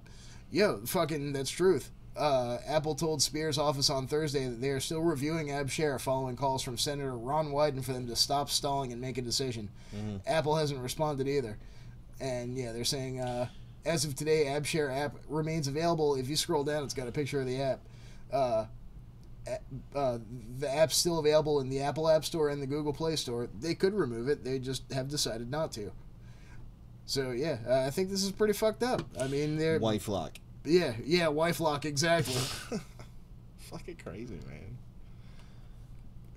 You know, like somebody a pilot program. You know what I mean? Like, I'm trying to wonder. I always wonder why the fuck what makes the Saudis so special. Obviously, we know they're in bad bushes. They got a shitload of oil. Right, I know, but so does everybody else, and we just go blow it up and take it. We shoot a bullet and a bomb, and we take the oil. Right? We usually give it to the Queen. Unless it's them. We usually give it to the Queen. Exactly. What my point is. Yeah. Well, you know what it is? It's all that Merovingian blood. It's all the fact that the Saudis been marrying into European royalty bloodlines for thousands of years. That's really what it comes down to, is the fucking Merovingians. Fucking Merovingians. So, yeah, what's it? Do we want to go into the Q thing? What time is it? 9:30? Yeah, we got time for the Q thing. Let's hit the Q thing now. Let's do that. This is pretty interesting because there have been some questions for some time about the validity of these Q posts. But look, before we even go into this, let me just say that this is the same thing with the Corey Good situation. All right, we're taking someone's word for this and screenshots of an alleged conversation to someone who is. They're basically saying that this guy is Q, and they're showing how the whole Q thing started through Discord screenshots. Mm-hmm. So, unverified, but, take it for what it is. Yeah. So it says it's the name attached to this thing. It's from theburningplatform.com and guest post by Jack Posobiec. So I don't know who Jack Posobiec is, but, I guess we're about to find out. For the past 10 months, an online movement has been picking up steam in America, and it's moved from image boards and online forums to Reddit to Twitter and to YouTube. It leapt from the little screen onto the big screen when people began showing up at political rallies wearing shirts waving signs that carried the name of the movement, QAnon, or simply Q. So, Q is QAnon, and where did it come from? What is its purpose? And most importantly, who is Q? Well, apart from John Delancey of Star Trek The Next Generation, our personal favorite Q, and the only one that we really acknowledge, Q made its first appearance on the web forum 4chan on Halloween of 2017 as the Q Clearance Patriot. However, several posts... Get off my bridge. However, several posts prior to this, from October 28th, also appeared to follow this posting platform of Socratic method questioning, cryptic messages, riddles, and coded drops of information. So here are the first Q posts, and it links to them. It's Hillary's arrest to take place on October 30th, 2017, Mockingbird, National Guard deployment. But October 30th, 2017 came and went, and Hillary Clinton is still out there suiciding motherfuckers. The original intel drop never came to pass, and still hasn't. Instead, what happened on October 30th was quite the contrary, and it was the exact opposite of the poster's prediction. Trump campaign officials and advisors Paul Manafort, Rick Gates, and George Papadopoulos were all indicted. Manafort and Gates were placed under home arrest. The calm is ending. The storm is approaching. Trust the plan. You remember all that shit? Yep. Jesus. This was devastating for the credibility of the original poster. However, instead of ending the op, the posters decided upon a different tactic. They would ignore the real-world facts, retroactively claim that Manafort was a plant, and make even bigger predictions. Kind of sounds like Corey Good, kind of. The arrest of John Podesta and Huma Abedin, and then finally they gave the character a name. The goalposts were shifted, and instead of the first appearance of the Q clearance patriot, supposedly a member of military intelligence, arrived just one day after the Hillary arrest that never was. One of the issues with this is that Q clearance is not found in military intelligence. It's a Department of Energy designation, and deals exclusively with nuclear programs information. To date, QAnon has not posted insider information about nuclear programs. So this pattern of big predictions and not coming true, such as the military parade and the moving of goalposts and retroactive hand-waving, continues on and on throughout the posts of QAnon, which I read in full while researching this piece. You can currently find them hosted here at qanon.app. An extensive compendium which tracks the failures, and false predictions of the Q posters in real time is found here and is regularly updated, and it's a Reddit link. So one of the most glaring examples is here, 7/30/118, for his 1776th post. Q uploads an image that's supposed to function as proof that he's working with Trump. Trump signature set plus hashtag 1776. However, not only are the hashtag and one very different from Trump's own handwriting, but even Q's followers found evidence that it's another Photoshop job. At one point, the Q posters decided to move from the 4chan message board to the 8chan message board. I didn't even know there was an 8chan. Yeah. It's fucking... How'd you not even know that? Stick an anal probe up my ass and call me a taffy apple. No explanation was given for this. Later, the Q post... No explanation was given for that. Either. Later, the Q post...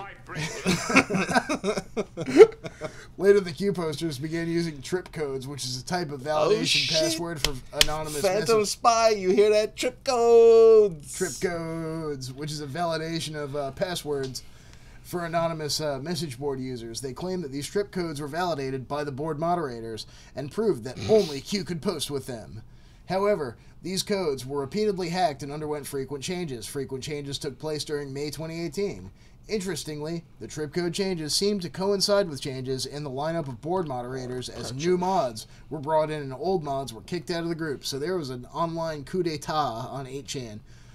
Recently on 8/10/18, Q's password was revealed yet again by a former believer attempting to reach out to those who are currently sucked in, and debunks the belief that Q's passwords contain clues. This hacker posted all of Q's former passwords and explained that they were made with a fairly amateurish encryption key, one that did not even meet the standards of the current intelligence community. Who began it?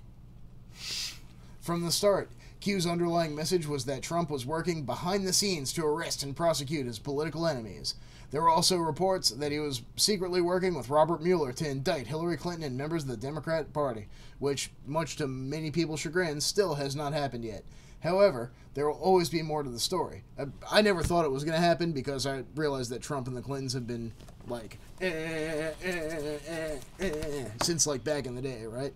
So, anyhow, however, there was always more to the story. Surely there had to be someone behind all the cryptic posts. Was it truly a Q clearance holding Patriot, or some other member of military intelligence? Who was Q? Would Q ever be revealed? Would he appear on the bridge of the Enterprise with the Mariachi Band? The answer was more simple than all of that. To an extent, I've always known who Q was, says the author. No, I didn't follow all the posts in real time, but when they started appearing in my mentions on Twitter, or I would write up a story and post it, I would start to see the people saying my story had already been coming with a phrase like goes, Q predicted this. Along with the lines, learn to code. At first I had no earthly clue what people were talking about. Or who this new source of information was. After a few days of this, I became curious and began to track it back to 8chan, and before that to the original 4chan posts, and then it hit me. I thought of a conversation I'd had months before with a Twitter troll who goes by the name Dreamcatcher. Dreamcatcher had been around during 2016 election and was a constant source of memes and ideas for new and original pro-Trump content. But perhaps more importantly for our purposes, Dreamcatcher was close to Microchip. Microchip. Trust the Microchip. Trust the code, Microchip. Microchip gained infamy with his effectiveness in creating trending topics on Twitter through highbot networks, and Twitter's numerous suspensions of him. He has been profiled in several mainstream publications and credited with having much more effect on the 2016 election and social media than any other so-called Russian bot interference. Months before, Dreamcatcher told me about an op that he was planning with Microchip that would plant bits and pieces of information on 4chan and act like it was coming from a high-level source inside the administration or the intel community. At the time, he asked if I wanted to be part of it. I declined. Microchip, who now posts on Gab under his original profile and regularly denounces the QAnon movement's transition from online forum community into a full-blown cult, started the conversation with his co-creator saying, "Unite the Right was pretty terrible for Trump, man." Feels bad. Feels bad, man. Yeah, do we still have that on there? I don't know. No, we don't. No, we need that back. Oh, we got this one now.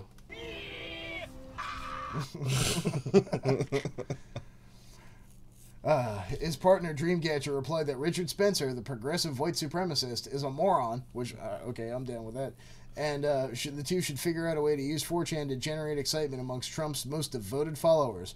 Quickly, their venture picked up steam. The use of unnamed intelligent agent Anons on 4chan is a practice that far predates the QAnon movement. During the 2016 election, an anonymous user called FBI Anon claimed to be an FBI agent working on the Clinton investigation. Weaving together bits of publicly known information and speculation, this user posted many times throughout the campaign to the 4chan image board. Microchip remembers this op, as he calls such online information operations. Quote, "That signing FBI Anon is good too. Looks spooky. We should do our own thing," one of them wrote. "Let's use the Socratic method to question stuff. People flip shit on suggestions alone," said Micro. "Just sign it," Dreamcatcher replied. And then the response was that they needed something more sinister. And then Dreamcatcher said, "Just sign it, Micro," laughing my fucking ass off. Is what he actually said. Look, I got the screenshot right here. Oh, right on. Yeah. Yeah, laugh my fucking ass off. Yeah, so the letter... He says, "Nah, it's too obvious. It has to be something more sinister, like the FBI Anon shit. There's this stuff I was reading over in Antifa Discord that I've been infiltrating. Some book they were reading about radicalization or some shit by Italians. Book is called Q. Dude signed everything with Q.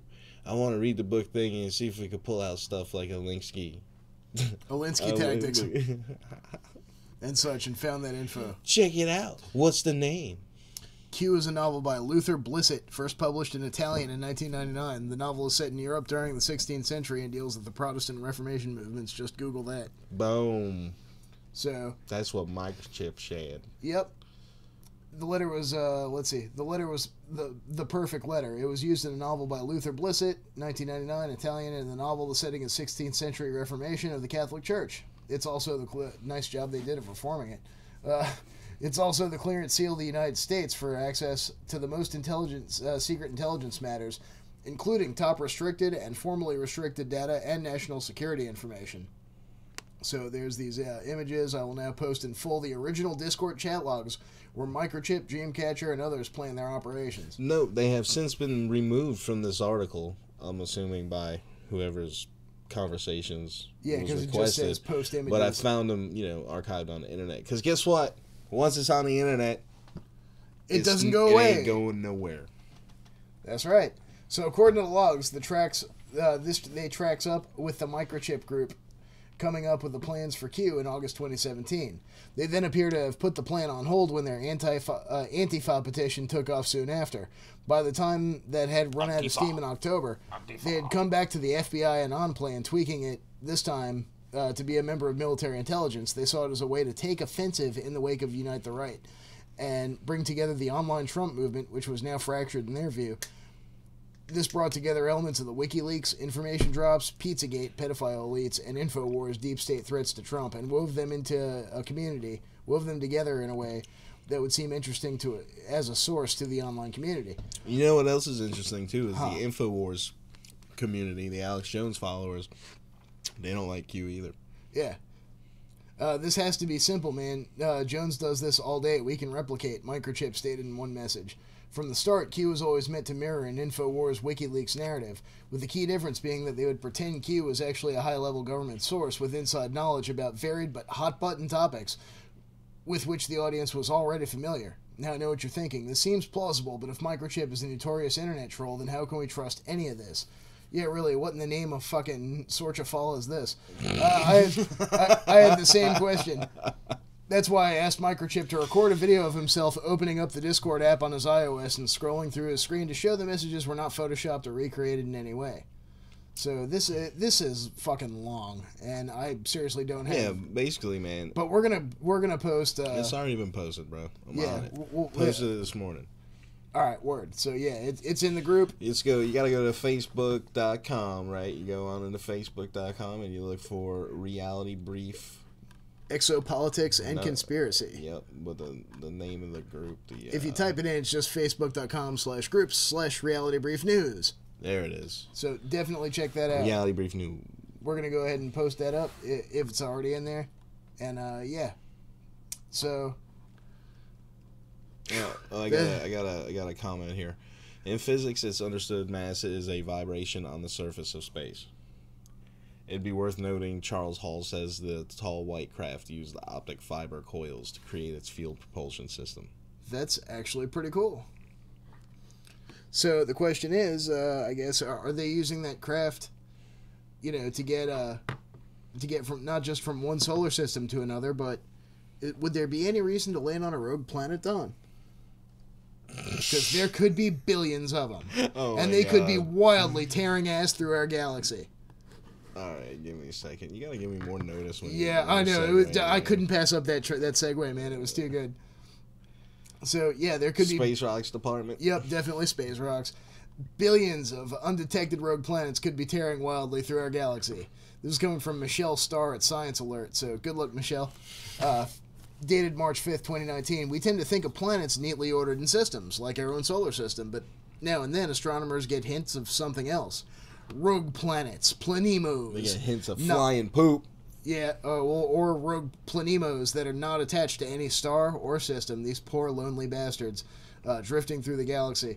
Now it turns out that there could be way more of them than anybody ever suspected. A new simulation has revealed that there could be billions of rogue planets in the Milky Way alone. Taking a census of exoplanets, it's an extraordinarily tricky business at the best of times when they're in a planetary system. It's like trying to spot a moth flying around, an outside porch light.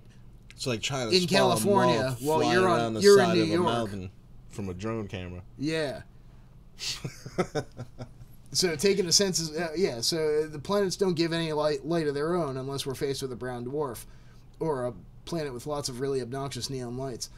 But their planet status is debatable, so we have to use other means of detecting them. When a planet is orbiting a star, there are two main detection models. These are the radial velocity method, where we detect the planet's gravitational effect on the star, and the transit method, where the planet orbits in front of the star and slightly dims its light. And that's what they used to detect that one. They said there might be a Dyson sphere over. Yep. And that's the transit method, because something was occluding 80% of the light from the star or something like that. So that's Tabby's star. If you guys ever want to look up on that, just Google Tabby's star. It's pretty far out. As you can see, both of these methods rely on the presence of a star, so they're pretty useless when it comes to rogue planets. Nevertheless, there are still some ways that we can detect these wandering worlds. 2 rogue planets were spotted last year because of the way their gravity bends light coming from behind them, and infrared imaging has revealed others. So far, we've found about 20 rogue planets, or candidate rogue planets, that have been identified compared to 3,917 exoplanets that we found in planetary systems, and that's a pretty huge gap. So, I guess what they're saying is there's a lot of planets. Well, there's we've found close to 4,000 exoplanets, and we found 20 that are just wandering through space. So not what you're attached to saying a is star. there's actually, in actuality, there's more planets than there was last week. Yes. And it's increasing it exponentially pretty much every week. So we're gonna cover it next week too. Yep, definitely. I mean, I don't know about you, but this shit excites the balls off me. In the space poop. So to find out how many rogue planets might be out there drifting darkly through the galaxy, astronomers at the University of Leiden in the Netherlands ran sophisticated mathematical simulations of the Orion trapezium. It's a cluster of young stars in the heart of the Orion Nebula. 500 sun-like stars were modeled, each with 4 to 6 planets, for a total of 2,522 planets, with masses ranging from around 3 times that of Earth to about 130 times the mass of Jupiter, which is like brown dwarf status. Of these planets, 16.5% of them became unbound from their systems. So there could be, like, literally billions of fucking rogue planets just wandering through space. Yep. Yeah, rogue planet smacked into Uranus. It hits close to home, bro. When something just flies out of space and smacks into Uranus. Changed it forever, dude. It was never the same. Changed it forever. Alright, so look. Well, it looks like something smacked Earth's anus as well, because... well, hold on before we get there. I already got this. Oh. Robot God. Robot God's gonna smack Uranus like a rogue planet. Whoa, AI version of Buddhist deity to preach in Japanese temple. And don't worry, he follows the non-murder protocol. It's all good, right? A Japanese robot has been created to preach the teachings of Buddha in a colloquial language at the Kodaiji Temple in the ancient city of Kyoto. The humanoid robot is modeled after Canon Bosti's the Buddhist goddess. Yeah, no, you gotta be quiet though. The Buddhist goddess of mercy. The robot's name is Mindar, and it gave its first speech on the Heart Sutra, a key scripture in Buddhist teaching. The Japan Times reported that the teachings spoken by the robot offer a path to overcome all fear, destroy all wrong perceptions, and realize perfect nirvana. When you accept the rule of your robot overlords. So you think the monks are like, took the jobs. Do robots have electric chakras? The root chakra is like plugged into 220 or 1? Yeah, this looks like a 110 root chakra. I just realized that we can't understand what they're saying, so we're not even going to listen to that. Alright, as Mindar gave its speech on the Heart Sutra and humanity, English and Chinese subtitles were projected on the wall as music played in the background.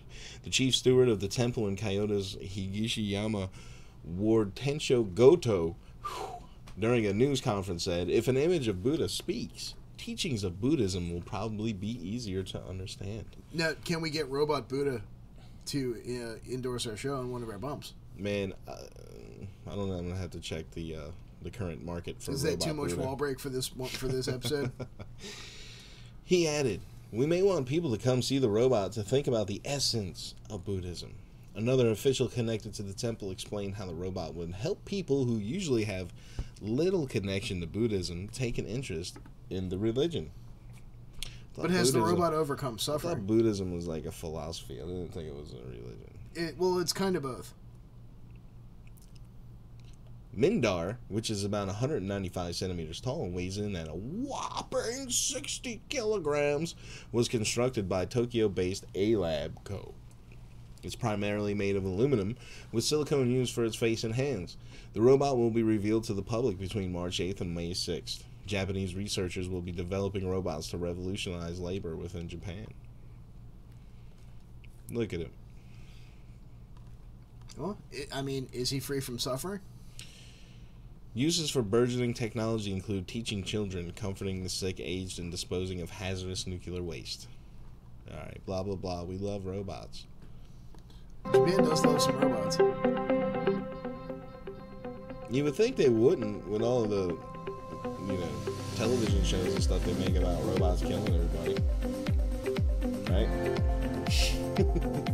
But let's do it anyhow. Oh, no, we don't have to listen to that. It's just, no, it's for you guys. We got this. So, yeah, man. There it is. Robot Buddha. So how, as a follower of Buddhism, or is it Buddhism?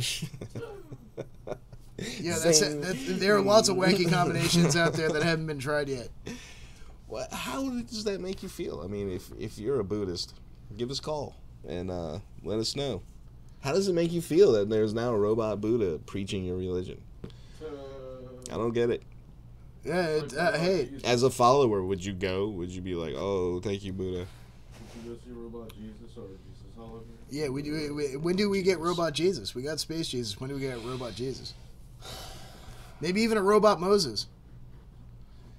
Well, it's while we're contemplating robot religious leaders, we can also find solace in that an Antarctica iceberg warning as thousands of earthquakes are rocking the Antarctic ice shelf. So, at least the end is nigh, right?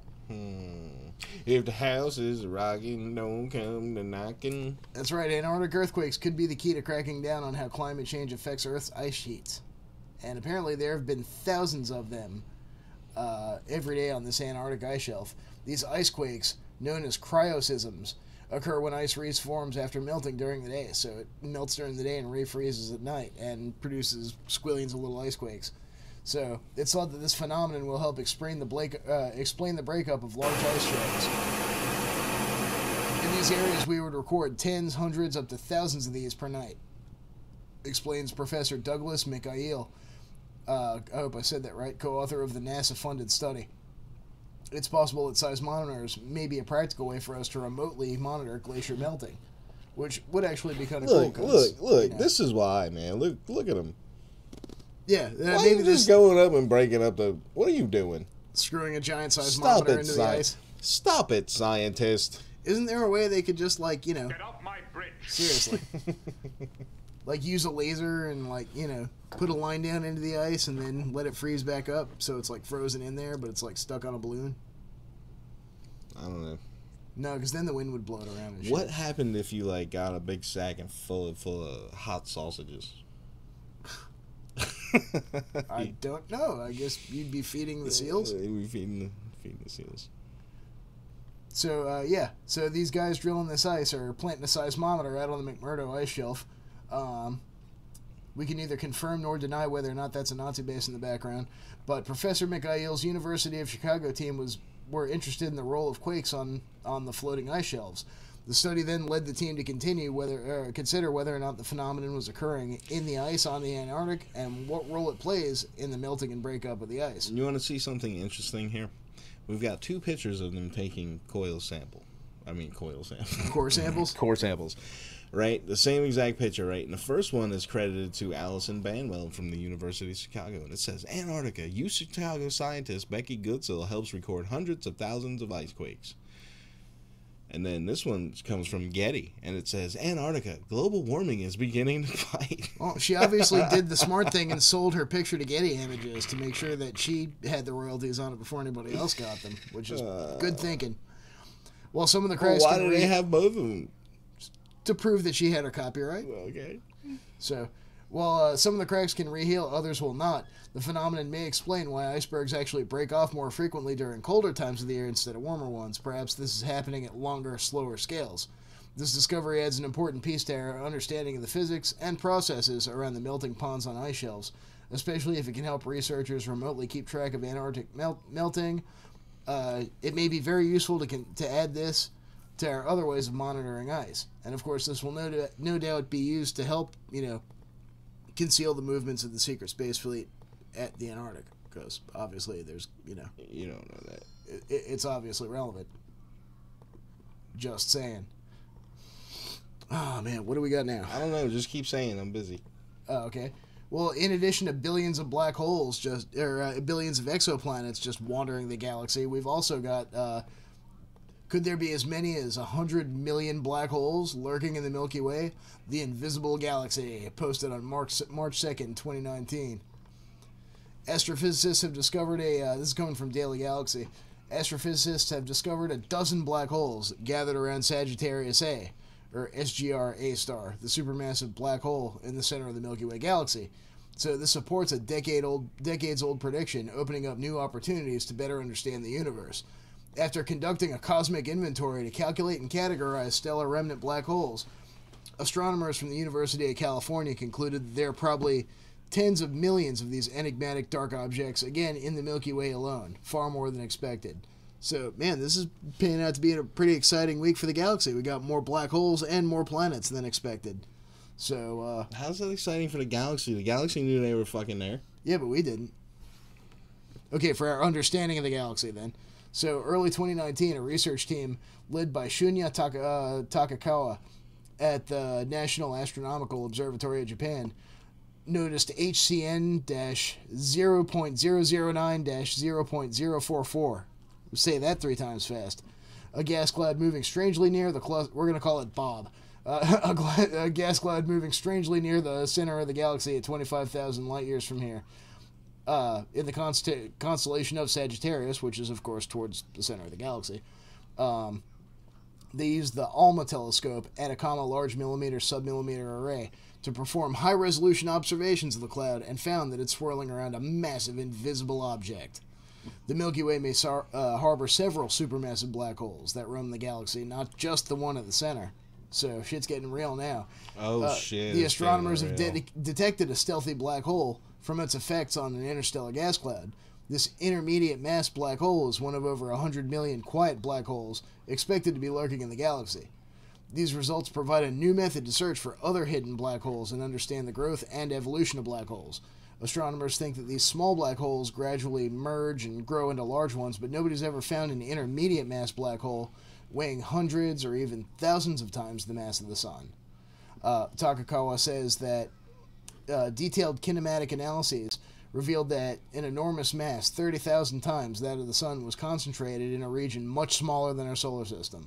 This, and the lack of any observed object at that location, strongly suggests that an intermediate mass black hole is there. You're watching Reality Brief. Are we now? No, my bad. By analyzing other anomalous clouds, we hope to expose other quiet black holes. Tomoharu Oka, a professor at Keio University and co-leader of the team, adds that it's significant that this intermediate mass black hole was found only 20 light years from the supermassive black hole at the galactic center. In the future, it'll fall into the supermassive black hole, and much like the gas that's currently following into it, and this supports the merger model theory of black hole growth. So the results were published in the Astrophysical Journal of Letters. We'll go ahead and post it in the group. But, you know, it's interesting to know that, you know, hey, we finally confirmed something that math has been predicting. All right. Well, look, man. What's up? I'm glad that we've confirmed that math has been predicting that. I'm really glad. I am.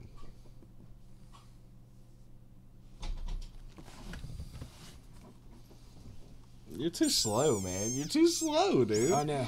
All right, so last article of the night, I definitely wanted to get to this one. Cool, let's get to it. 4 women fined, sentenced to probation for leaving water for migrants crossing U.S.-Mexican border. Well, like we talked about earlier, you know, you can get fined for feeding the homeless, so... Federal judge sentenced women to 15 months probation and $250 fine each on Friday as a result of charges stemming from leaving out jugs of water and cans of beans for migrants crossing the U.S.-Mexico border. The women were convicted in January of operating... Listen to what they got them on. Operating a vehicle without a permit at the Cabeza Prieta National Wildlife Refuge in southwestern Arizona. They are also convicted of entering a wildlife refuge without a permit and abandonment of property. So that the water... Basically, and the they beans, got charged with littering. After a U.S. Fish and Wildlife officer stopped them in August 2017. So, you know, it goes on and on and on and on. You could check it out. It's on ABC News. You could probably find other sources for it, too.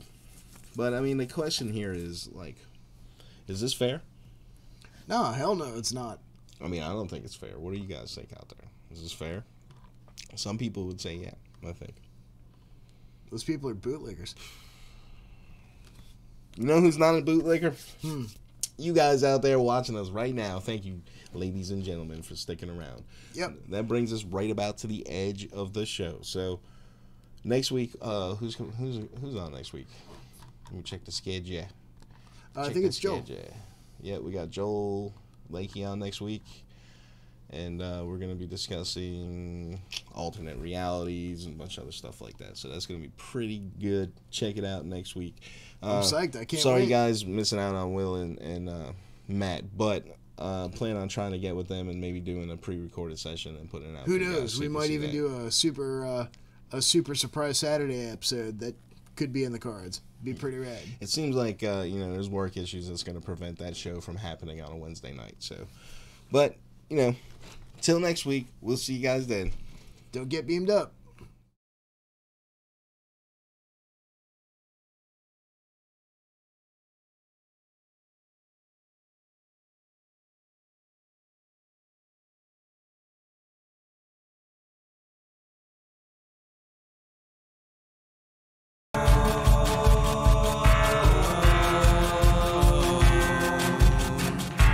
I'd save the heartache for another life if I'd have known. I'd make the promise to myself if I'd have known. The sun can't set, no moon could hang, not on freedom. We count the stars as they burn out.